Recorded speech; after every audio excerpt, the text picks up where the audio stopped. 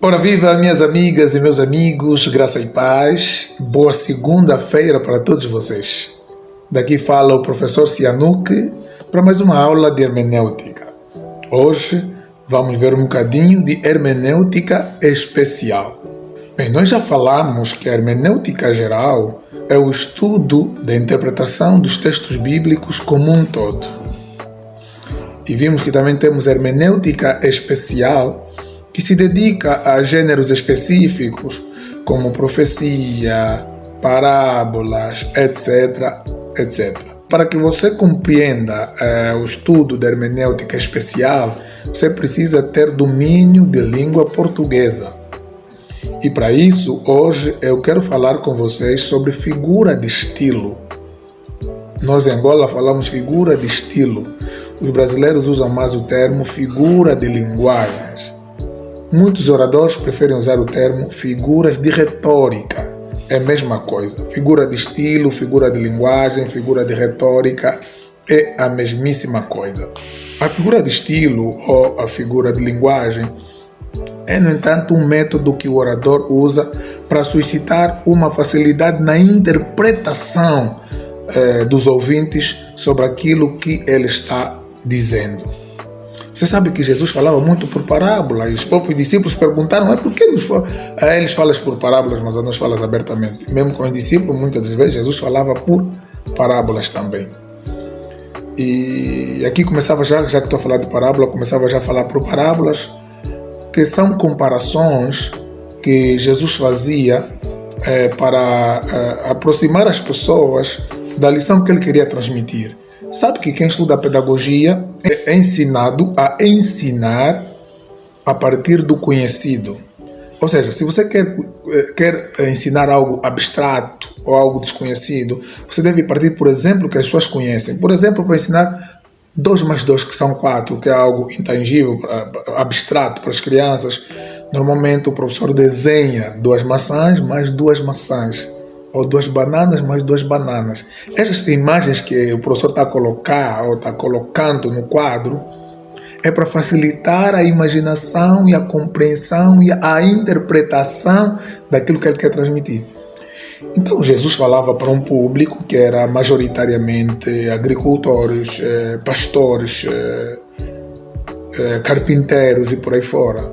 Então quando Jesus falava da semente do agricultor, do lavrador, do dono de uma vinha, queria ensinar sobre a necessidade de orar sem cessar.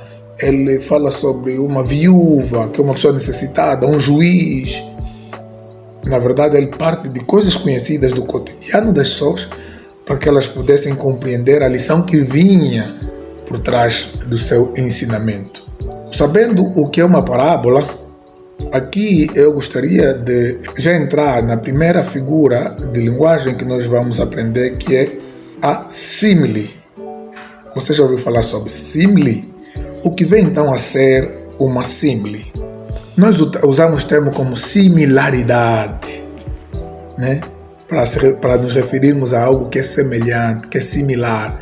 Então símile é uma figura de estilo que visa fazer uma comparação expressa, usando as expressões como semelhantes ou como. O reino dos céus é como uma vinha. O reino dos céus é semelhante. Então, quando Jesus usava o termo semelhante ou como para comparar o que ele está a falar com algum elemento já conhecido, na língua portuguesa chamamos de símile. Diferente, por exemplo, da metáfora, que é uma figura de estilo que faz uma comparação não expressa. A metáfora não usa termos como ou semelhante, mas ela compara diretamente. Eu sou a videira, eu sou o pão vivo, eu sou o pão vivo que desceu do céu, eu sou água. Vê que ele não diz eu sou como. Então essa é a diferença entre símile e metáfora. Falei aqui que parábola é comparação, símile é comparação, metáfora é comparação. Só vai variar a forma como compara os elementos. Nas parábolas Jesus usava mais os símiles, até porque a parábola é uma espécie de símile mais ampliada. Por exemplo, no livro de Isaías, capítulo 5, de 1 a 7, nós temos um exemplo de uma parábola. Eu vou ler para vocês. Olha aí, o epígrafe diz: a parábola da vinha e sua aplicação. Agora, cantarei ao meu amado o cântico do meu querido a respeito da sua vinha. O meu amado tem uma vinha e um outeiro fértil, e a cercou, e a limpou das pedras, e a plantou de excelentes vides, e edificou no meio dela uma torre, e também construiu nela um lagar. Esperava que desse uvas boas, mas deu uvas bravas. Agora, pois, ó moradores de Jerusalém e homens de Judá, julgai, vos peço, entre mim e a minha vinha. Que mais se podia fazer a minha vinha, que eu lhe não tenha feito? E como, esperando eu que desse uvas boas, veio a produzir uvas bravas? Agora, pois, vos farei saber que eu hei de fazer a minha vinha. Tirarei a sua sebe para que sirva de pasto, derribarei a sua parede para que seja pisada, e eu tornarei em deserto, não será poupada, nem cavada, mas crescerão nela sarças e espinheiros, e as nuvens darei ordem que não derramem chuva sobre ela. Olha aqui uma parábola que Deus expressa a sua tristeza sobre o procedimento dos judeus. Então ele faz uma comparação. E na alegoria, nós temos aqui como exemplo o Salmo 80. Vou ler a partir do verso 8. Olha aí. Os montes cobriram-se com a sua sombra, e como os cedros de Deus se tornaram os seus ramos. Ela estendeu a sua ramagem até o mar, e os seus ramos até o rio. Porque quebraste então os seus valados, de modo que todos os que passam por ela a vindimam. O javali da selva a devasta, e as feras do campo a devoram. Ó Deus dos exércitos, volta-te, nós te rogamos, atende os céus, e vê e visita esta vinha e a videira que a tua destra plantou, o sarmento que fortificaste para ti. O epígrafo diz: o salmista suplica a Deus que livre a sua vinha dos que a destroem. Quem é a vinha de Deus é o povo judeu. Ou seja, nós temos dois textos, o de Isaías e do Salmo, em que fala-se, no entanto, do povo de Israel. Mas um apresenta uma parábola e o outro apresenta uma alegoria. Podemos também falar dos provérbios. Provérbios são uma espécie de slogan, palavras curtas de sabedoria que visam apelar para a moralidade, para a prudência, castidade, controle da língua, etc, etc.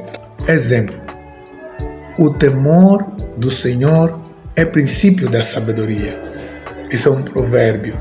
Outro exemplo: não faças ao teu próximo aquilo que não queres que te façam a ti. É também um provérbio. Aqui é importante eu chamar a atenção para algo que eu já venho falando em todos os vídeos. Quem está prestando bem atenção nos meus vídeos, quando eu dou exemplo dos meus livros falando sobre contexto histórico-cultural, eu falei que existem provérbios, por exemplo, que Jesus usou, que não foi ele que inventou, eram provérbios populares que Jesus também falou. Então, quando a pessoa vai ler que existia esse provérbio antes de Jesus, Jesus fez plágio, é porque aquela pessoa não tem conhecimento sobre o assunto. Por exemplo, disse que o ditado ou provérbio, tudo o que quereis que os homens vos façam, fazei também vós, é da autoria de Hillel. Hillel foi um grande rabino judeu, avô de Gamaliel. Você conhece o Gamaliel, aquele rabino também sábio, que no Sinédrio aconselhou os fariseus e saduceus a ter cuidado com o que haviam de fazer aos discípulos de Jesus? Sim, Gamaliel, aquele que foi mestre de Paulo enquanto esteve no judaísmo. Por exemplo, Confúcio, muito antes de Cristo, também já havia falado: não faça aos outros aquilo que não queres que te faça. O que você entende? Não se trata aqui de plágios, trata-se de provérbios usados no Oriente. Entanto, você pode encontrar nos escritos no Egito, você pode encontrar na Babilônia, você pode encontrar na Pérsia, na China. Então eram ditados ou provérbios orientais. Tudo isso é muito importante para você, pelo menos quando ouvir, saber já que muitas das vezes esses jovens que aparecem descobriram grande coisa, a Bíblia, tem plágio. Então você já sabe que é por falta de investigação que eles não têm domínio disso.